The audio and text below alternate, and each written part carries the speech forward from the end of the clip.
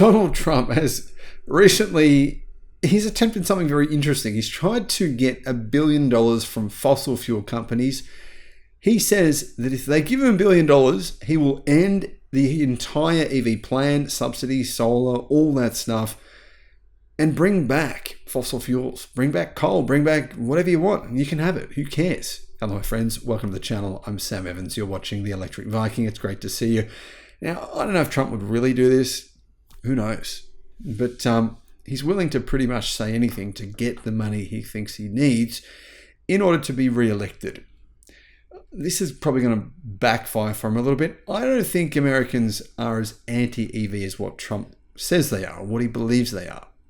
Now, President Donald Trump hosted a dinner for oil executives and lobbyists at Mar-a-Lago last month, in which he asked for the industry's government policy wish list. He then suggested that, they should donate $1 billion to his presidential campaign, and, he would pay them back by basically ending all these incentives and, bringing back fossil fuels in a big way. According to people who were in the room, attendees were stunned by the presidential candidate's openly transactional tone.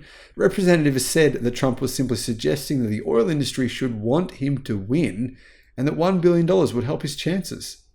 Donald Trump did recently hit out at all-electric car Lunacy in his Christmas message.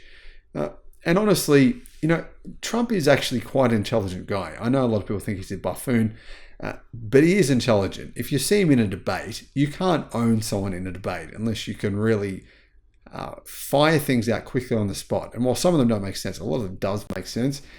Now, I don't think Trump actually believes most of what he says. I think he just wants to become the president again, and he's willing to do or say whatever it takes, basically.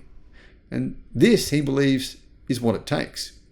About 20 people were in attendance at the April 11 event, which was billed as an energy roundtable, reported the New York Times. Among them, executives from ExxonMobil, EQT Corporation, the American Petroleum Institute, pretty much everyone who we really want to get rid of eventually if we can.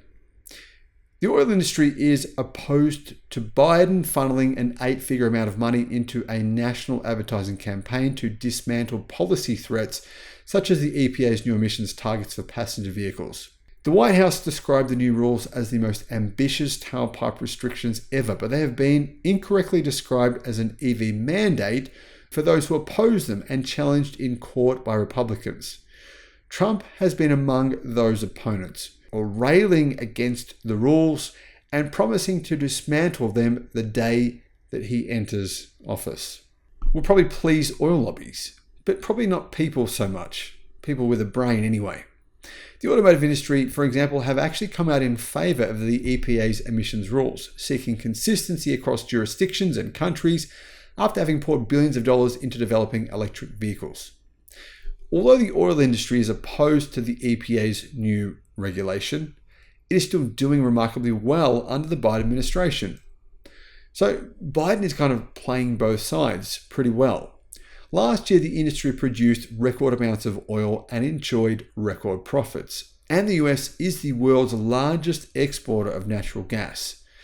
This has frustrated environmental activists, even as the oil industry lobbies against the current administration. Guys, what do you think on Trump's latest antics? Now, personally, I wish the guy would use some of that brain power. And he does have some. I know a lot of people think he does. He does. I wish he would use it for good. That would be amazing. I just don't, unfortunately, see that happening. Thank you for watching.